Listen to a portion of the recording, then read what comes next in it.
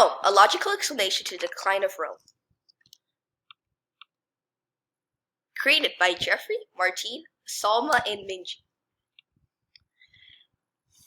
So there wasn't a single cause that led to the fall of Rome.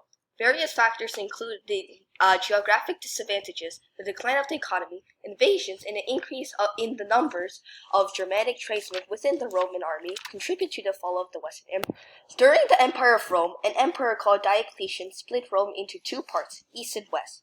He decided that Rome was getting too big and was too hard and too powerful for one person to rule Rome by himself. So he split Rome into a Latin part, the west, and the Greek part, the east.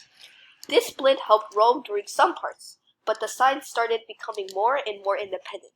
Eventually, the East didn't give any of its wealth to the West and led to the fall of the West. However, this wasn't the only reason. The location of the West and the East explain why the West fell and the East didn't. This is shown in the strategic placement of Constantinople, a key capital of the East Empire. It was placed on a plateau, high above the ground, and was a well-built fortress. Because of this, less successful invasions occurred on Constantinople. Moreover, the north and south sides of Constantinople were covered by the Black and Aegean Sea. This was an advantage because there were less area to guard from the Germanic tribes. Another key disadvantage the West had was the amount of frontier that they had to defend. The East was a mountain covering most of their northern side, which prevented most Germanic tribes from invading from the north. The West had to bring more men and soldiers to different locations to prevent any attacks. More soldiers led to a need for more men and more money to pay for the army, and more chances of rebellion. This all adds up as a key weakness the West had, which ultimately contributed to the fall of Rome. Thank you. The decline of the economy is one of the biggest factors that led to the decline of the West Roman Empire. The biggest economic problem that affected the Western Empire during this time was the debasing of coinage. While the debasing of coinage made the denarii almost worthless, it also contributed to other economic issues like the rise of inflation rates and decline in trade. Each individual problem affected each class differently. However, in combination, these problems worsened the overall economy. Inflation was not a problem for everyone.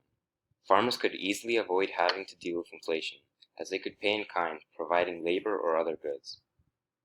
In addition, they could also provide for themselves with their farmland. However, no one was safe from the rising taxes, except for the poor, as taxes had to be paid in gold or silver.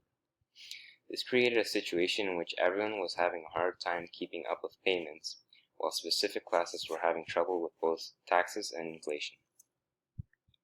In some cases, people even had to flee because they couldn't pay their taxes or had to go to extreme extents to pay the money. Even though the rich had to deal with both inflation and taxation, they had so much money and power they weren't affected by it as much as the lower classes.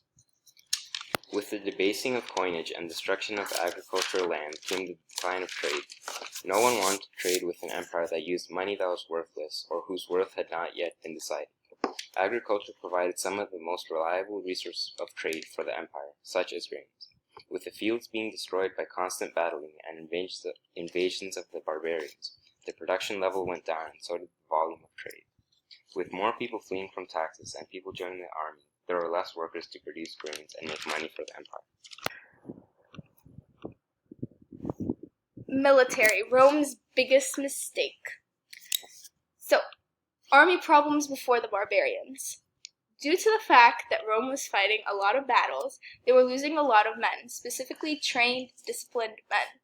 Since they had a shortage, they had to resort to recruiting barbarians, which was a recipe for disaster. Barbarians in the army. So, both the East and the West empires of Rome had barbarians in their army, but they dealt with them differently.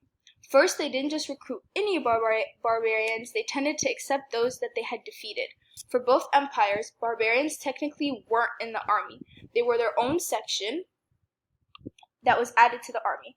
People in this extra section were called federates. Sometimes barbarians would go into the army to fill empty ranks. Eventually, these feds were treated like a normal army. They were fed, paid, and were disciplined.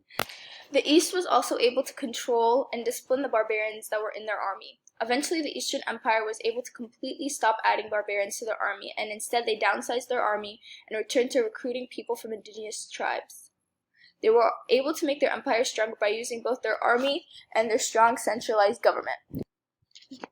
The Eastern Empire had different techniques for their army, like purging, which means to wipe out your enemy entirely. The Western Empire, on the other hand, had many threats due to geological factors, and these threats meant they needed a larger army. Thus, the Western Empire had no choice but to recruit barbarians, but they did not allow barbarians to have high commands. The problem was that even with all these men in their army, they were not trained nor disciplined. So even though they had all these men, they still didn't have a good army due to the lack of having trained men. Also, they were involved in several battles, causing them to lose several men, and this also discouraged people to join the army in general. Since people weren't voluntarily willing to join the army, the government created laws that punished those who didn't want to serve in the army. The government was so desperate for men that they made a rule where even if a person mutilated themselves, they would take them as well as another mutilated person, and they would be counted as one person in the army. The West also had trouble controlling the barbarians in their army, and their army was very disorganized. They also didn't try to romanticize the barbarians, meaning trying to influence them with Roman culture and tradition, contributing to their fragile army. The government slowly stopped following Roman traditions like paying their soldiers since they barely had any resources. All of these consequences led to the Western Empire unable to defend their borders and increased the number of civil wars that occurred in their empire. This snowball effect made the West gradually go into decline. Barbarian invasions also played a big part in the fall of the Western Empire. The barbarians didn't suddenly invade Rome all at the same time. They slowly infiltrated Rome and destroyed it from the inside out. In some situations, Rome just let the tribes in, some of which were barbarians that contributed to the destruction of Rome. A common misconception about the invading tribes is that their initial goal was to destroy the empire. Most invading tribes wanted to be legally part of the empire, so when they didn't get what they wanted, they rebelled. This is what happened with the Visigoths in 376. The Visigoths fled to the Eastern Empire from the Huns, and they rebelled when they weren't treated well. This eventually affected the West because the East directed the Visigoths into Italy. Once a tribe invades an empire, it gradually weakens the empire by ruining its economy and lowering its tax base, just as the Visigoths did to the Western Empire. This would weaken the empire to the point where they could no longer defend anymore invading tribes from coming in, and would cause a cycle leading towards destruction. This is exactly what happened to the Western Empire. After the Visigoths sacked Rome, the Western Empire recruited the Rhine frontier to help fight the Visigoths, which allowed other tribes to invade the empire.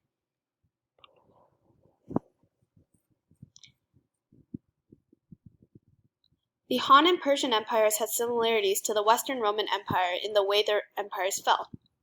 All three empires had very strong cores, which represent the emperors, and the periphery, which are the people working for the emperor, was strong but still under the control of the core. Over time, the core became weaker and the periphery became stronger. In Persia, the satraps gained more control and power over time, so they grew stronger while the emperor lost control. In China, the local elites gained more power, and the emperor ends up separated from the government. In Rome, the military grows much more powerful, and the emperors have nearly no power.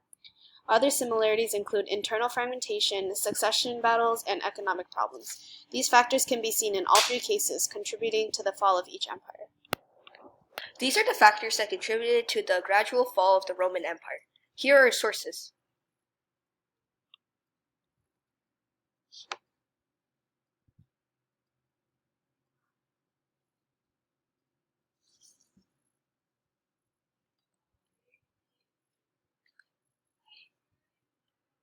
Thanks for watching. Make sure to subscribe.